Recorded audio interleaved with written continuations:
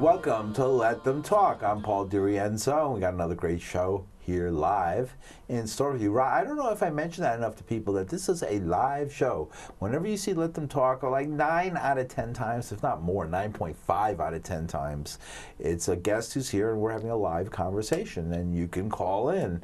We don't always post the number because nobody ever calls in, or they do when they don't have anything pertaining to what we're talking about to say. So we decided just to go with us because, yeah, we like to hear our voices.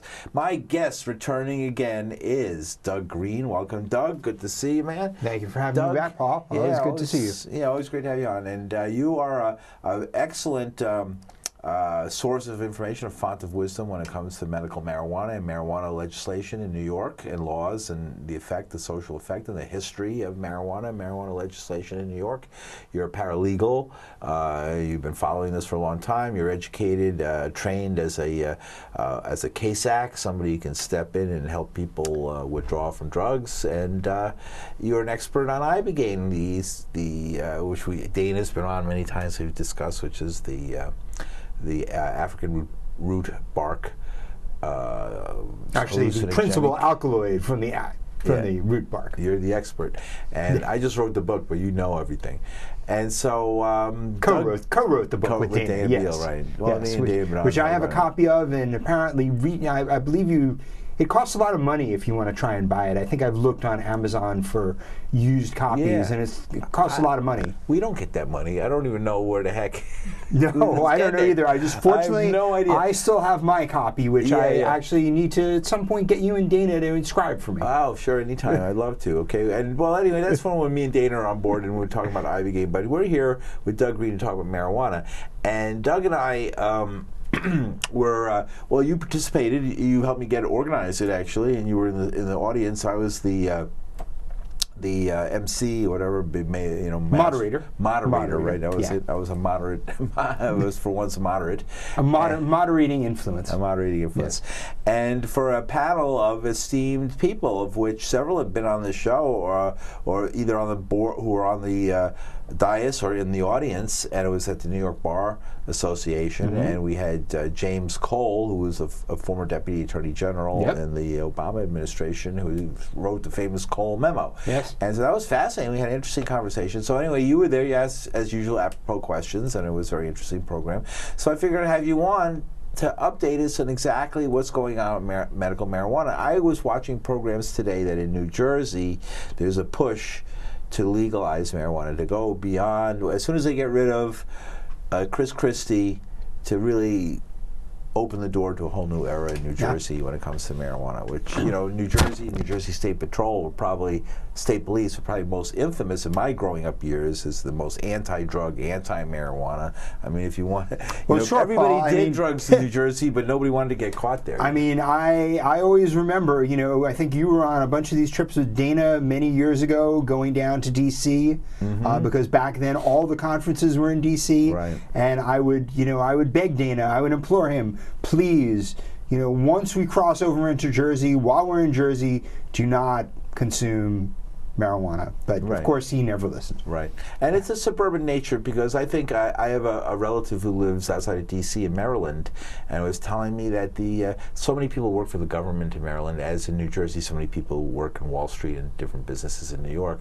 They put a lot of pressure on the police to prevent young people from doing anything that might embarrass them or become a scandal or affect their employment with the government and things like that. So the police tend to be rough, especially on young people in these suburban areas. They just are. They're doing it because the parents don't want trouble to reflect on their jobs.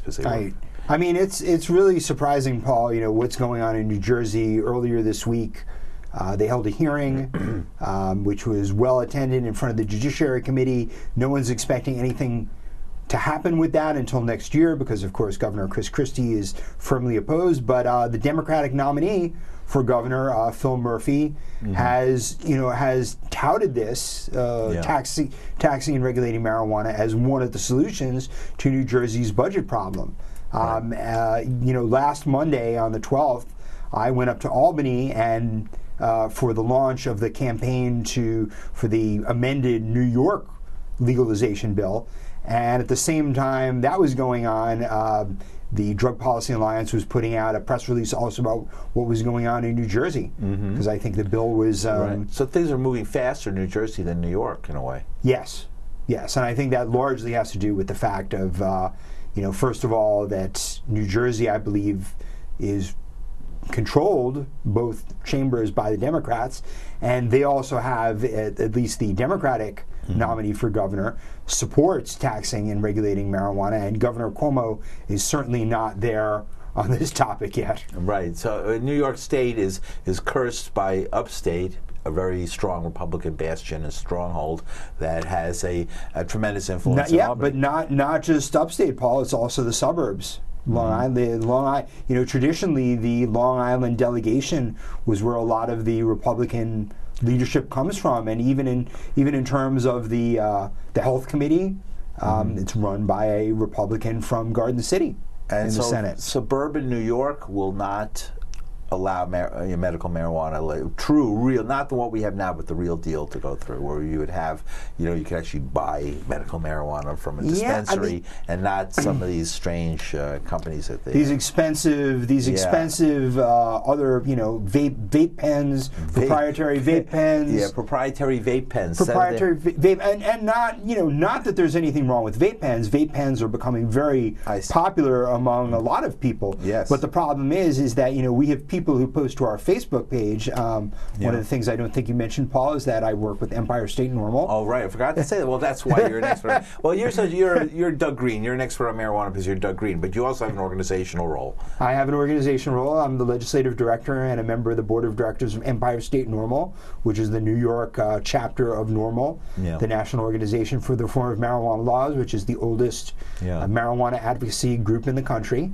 Yeah. And that I think with medical marijuana, again, has to do with Governor Cuomo, because in 2014, there were other changes that had been made to the bill before then. This is something that Assemblyman Gottfried from the Upper West Side had been introducing since 1997, right after California passed Prop 215. But at the very end of that session in 2014, this was one of the compromises that Governor Cuomo forced on us, because he doesn't approve of smoking, despite the fact that smoking cannabis is very different than smoking tobacco. Well, don't you think that's sort of a cop-out when they say we want to put our children in prison or destroy their lives and their futures for smoking marijuana? We want to do it disproportionately to people of color, even though they use it at the same, if not a less rate than the white population does, and then claim that, I don't like smoking, it's bad for your health.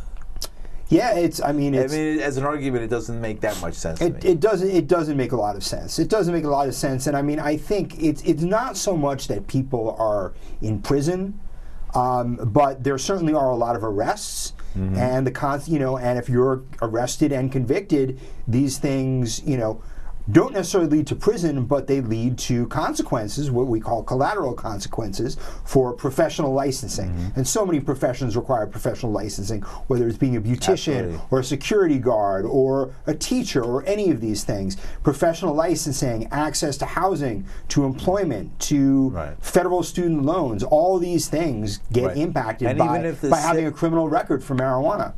A small thing like that, a joint could ruin your ability to have a career. Yes, sure. For anything that's in public view or public burning, and then make you potentially a ward of the state, somebody who has to be supported by welfare or different programs that people who can't get a good job are forced to rely on. Right, and of course we pay for it. Right, and of course there are also actually many states. New York is not one of them, but there are many states where they are trying to drug test recipients of aid. Drug tests, food stamps, welfare. Yeah. Dependent children, AFCC, all that kind of stuff. Yes. Not in New York, but there are other states where there are politicians who view this as let's talk about Donald Trump and Jeff Sessions and the rest of these people, because we've talked now about New Jersey, New York, and the interesting fact that New York is being surrounded by states, Massachusetts to the north, New Jersey to the south, Connecticut, and others that are taking tremendous strides. We're surrounded by states that are legalizing or decriminalizing it, and even the police are saying, well, how are we going to stop it from flooding in from Massachusetts? Right. This is something that where it's been legalized. Yeah, I mean it has been legalized. Just to be clear, there's actually a lot of debate going on in Massachusetts because the legislature is trying to basically seriously rewrite what the voters passed last year. And make changes to it. Banned in Boston, dare I say? Will it be banned in Boston? No, I don't think it'll be banned in Boston, but there certainly are trying to make changes in terms of how much you can grow. There are certain racial equity provisions in the Massachusetts referendum that I believe the legislature is trying to gut. So there's a lot of activity going on in Massachusetts right now, and I believe that one of the things the legislature already did was to pass something that delayed the effective date of marijuana commerce. I mean, obviously they've had medical for a number of years now, but it was supposed to go into effect in January of next year, and it looks like they've delayed that till July of next year. Can someone actually smoke a joint? Like they needed a law to sit? Can I sit on a bench can I sit on a park bench in Amherst, Massachusetts, in between classes at the University of Massachusetts, and smoke a joint and not get busted? I mean, I believe it's a fine. There's still some violation for public smoking, but it's not a criminal offense. And yes, right now in Massachusetts it is legal to possess, to use, to cultivate, all that, but the system of regulated commerce won't go into effect until next year. How come Vermont, which is a reputation, I mean, it's Bernie Sanders' state and the biggest pot smoking state in the country outside of California, maybe? Possibly, yeah. I would say up there, and they grow some of the best pot up there. Why isn't it legal in Vermont yet? Well, Vermont is a very interesting case. Vermont actually, last month became the first state where the legislature passed a bill that wouldn't have set up a tax and regulated system, but what it have done, sort of like D.C. did, is set up a system where people could cultivate and cultivate, use, possess. And what happened is the new governor, Phil Scott, who's a Republican, vetoed it and said, basically he said, this is inevitable. I know this is going to happen, but we need stronger protections for people using in cars, people driving when intoxicated, things like that. So actually there's a special session that is going to start tomorrow, and the legislators have made some changes in line with what Governor Scott has requested. So hopefully, I think it's, special sessions are generally very short. It's probably only this week. So there's a possibility that Vermont may legalize later this week. They're just worried about people smoking pot in the car and stuff like that. Right, smoking pot in the car with kids, driving when intoxicated. There, the governor had indicated that this was something that he wanted to see resolved in terms of his objections to what was passed. Basically reasonable stuff. If it's not misused in some sort of like dragnet approach or something like that. Right. So we may see later this week that Vermont becomes the the ninth state to legalize. So far, it's 8 states with the ninth on the cusp of it right now. Right. Okay, great. And there's any other states coming up in the next election cycle that we should keep our eyes on that might be legalized? I think the places to keep an eye on probably are Michigan. Michigan, Michigan has had a rich history of several different competing groups trying to get something on the ballot. It hasn't quite happened, but I think that nationally, Michigan is a priority for next year, as well as Arizona, which of course last year was the only state that failed. And it came close. Came very close. Yeah, came very close, but there was there was a lot of money that came in by a company. Sheldon Adelson. Who's this Sheldon? A Trump supporter, Sheldon Adelson. Trump. I mean, I can't understand. Getting back to Trump, I can't. So New York is surrounded. That's what we assume. New York is surrounded by states that are one after another legalizing or seriously or at least seriously debating it. Yeah, I mean, Connecticut's seriously debating it. New Jersey is seriously debating it. When is that going to have an effect on New York? When they just can't say no. When they can't arrest everybody. You know, it's already at that point. But I mean, look, marijuana is one of those things like traffic violations. You're never going to have enough enforcement to arrest everyone, and of course, you know, that's why, as with traffic violations, you know, you talk about driving while black, it's consuming cannabis while black. That's why enforcement falls on people who you know, don't necessarily have a private residence to go in and safely consume cannabis in private. Therefore, you know, these are the people who get arrested for you know, having in public view or burning in public view. Right. So it's built in, like Michelle Alexander said, it's built into the system where we have a racial structural, systemic racial bias. Yes, absolutely. And so we have to get at that as well. That's a difficult problem. All right, and that's what we have in New York. Obviously, a big problem with that. All right, great, interesting. So, okay, so what are the next states we should look at besides Michigan? Michigan, Arizona, I think. Yeah. And another thing I've heard a lot of people talking about is Utah in terms of medical. Even a Mormon state would do it. Yeah, well, a conservative state. Well, but again, that's just really talking about medical marijuana. Sure. But unfortunately, you know, despite tremendous activism in Utah, the Republican Party and the Church of Latter-day Saints has been not willing to budge on medical marijuana. So this seems like something that there is going to be intensive signature gathering to put it on the ballot next year. So the states with the most interesting and beautiful stuff to look at while you're stoned are the ones that have the stricter laws against it. Is that life? Unfortunately, that is the case. But then again, look at Canada. You know, beautiful scenery in Canada. My father, you know, one of the stories he used to tell was going with my grandparents and my uncle across Canada on the Trans-Canada Railroad in the 50s. And Canada is still like... Were they smoking ganja on the train? No. Not in those days, not yet. My family wasn't into that. Though I do have a copy in my library of Lester Grinspoon's Marijuana Reconsidered from my grandfather, who is a very pioneering doctor in his time, so and he was very open, very open to science. Right, and you grew up in the New York area, in New York City area, right? Yeah. Yeah.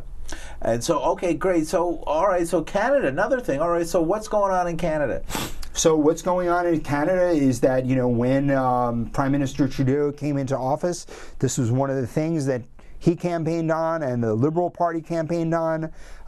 It's currently being debated. My understanding is that the Tories are trying to push. It's very interesting because the Liberals are sort of caught in the middle. Yeah. The Liberals are pushing this reform where basically, you know, the federal government would control a lot of the rules in terms of cultivation, but the provinces would control a lot in terms of how it's distributed and processed. I see. The Tories are pushing back in terms of trying to do things like get rid of personal cultivation. At the same time, one of the things that happened is that the Liberals haven't stopped making arrests. And there's still a lot of people who are getting arrested and convicted, and the new Democratic Party is pushing back and saying, you know, it's obviously the will of the voters, you know, because polls in Canada are, you know, like this country, even higher, 70%, even higher. Like here in the United States, we're in the high 50s, 60%. Canada, for legalization. It's like, for legalization. In Canada, it's like the mid to high 60s, and in British Columbia, it probably could be even like 70%. These governments in the United States and Canada are just not giving the people what they want. Not yet. Not yet. I mean, they're trying to keep a system in place, and I guess that's when Canada was great, right? Yeah, I mean, basically the Liberal government is saying, you know, until this bill is passed, I believe their target date is for Canada Day. Canada Day is July 1st, it's coming right up. Canada Day of 2018. Oh, just in 1 year. In about 1 year is when they're hoping for it to go into effect. But basically, the position of Trudeau and the Liberals is that until this bill is passed, we are going to keep arresting people. It's tragic, Yeah. tragic, destroying lives.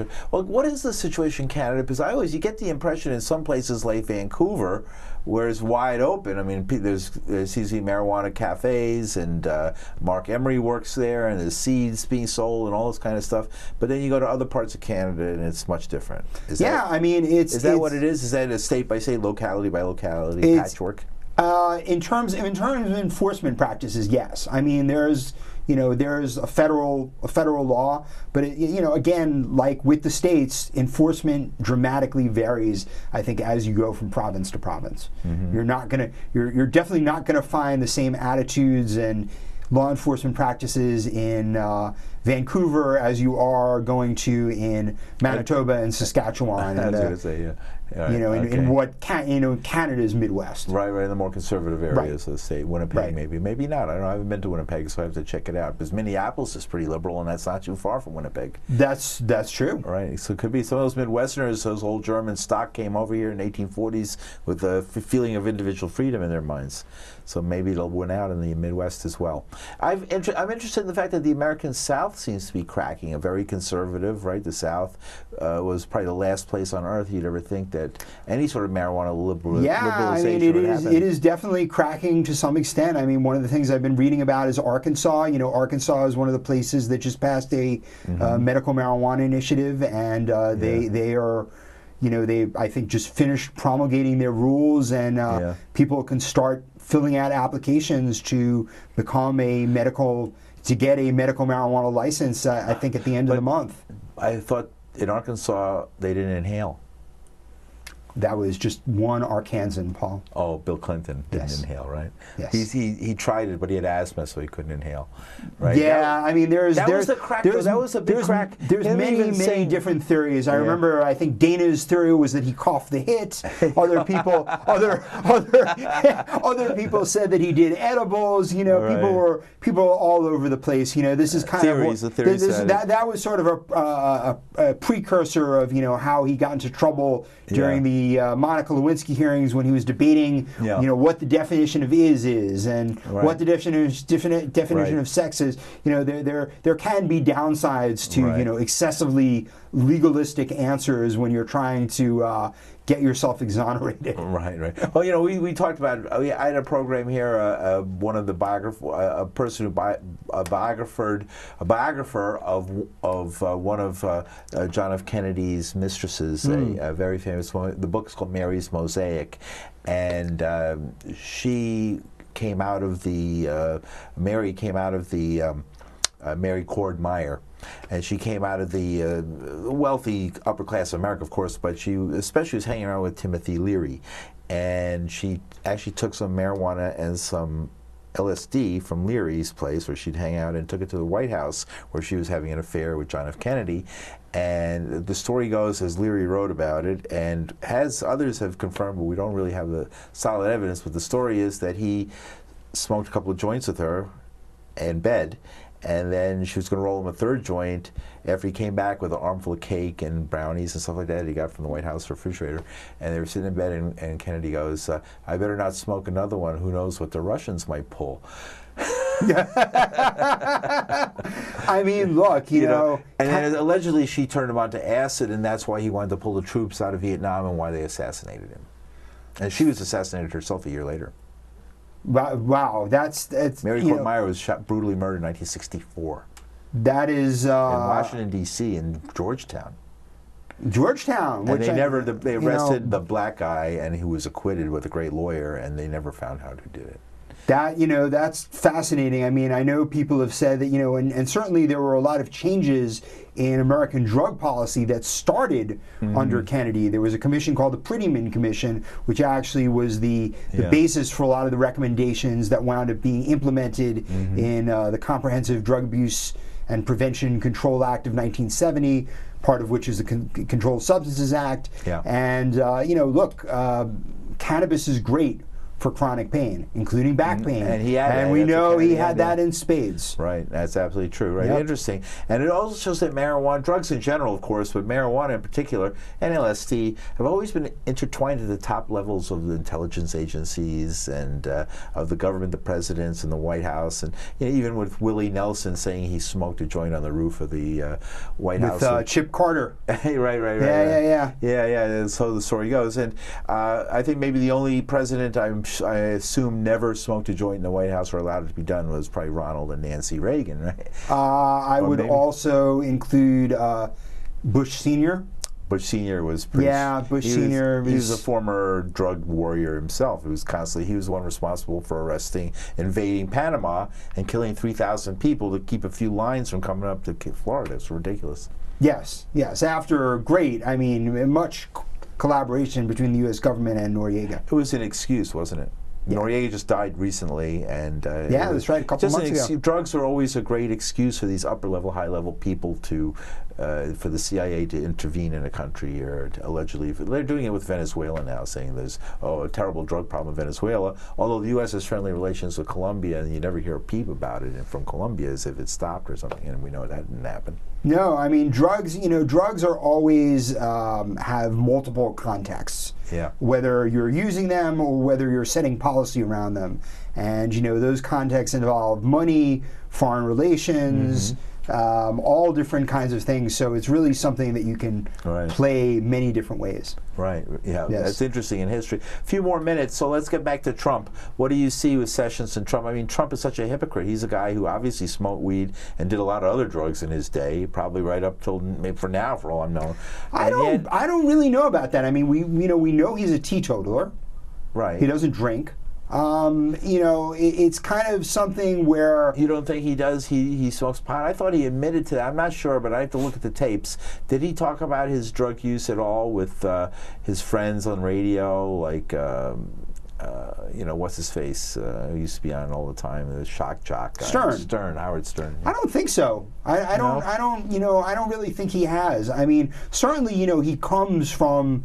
he's a creature of New York and New York media and New York society that really doesn't care about drugs. Yeah. But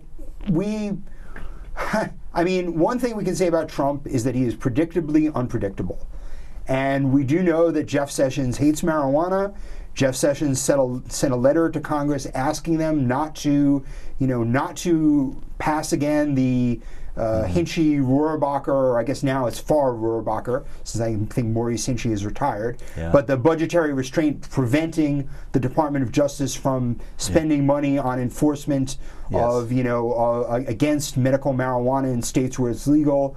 And Trump also, when he was signing the budget, said that this was something he reserved the right to change his mind on. But at the same time, they also know that politically, this is a very popular issue. They know that if they try and go in and do things in the states and prevent the states from regulating it, that the states, they cannot, the federal government cannot commandeer what the states do. So then they would really have the worst of all possible worlds in which, it would be legal, but the states would not be able to regulate it. So it's just more Trump insanity taking over America as we spiral into something we don't know, some new reality that we don't Stay tuned. Stay tuned. All right, thank you. We'll stay tuned with you. Thank you very much, Doug Greene, for joining us on Let Him Talk, and we'll see you next week.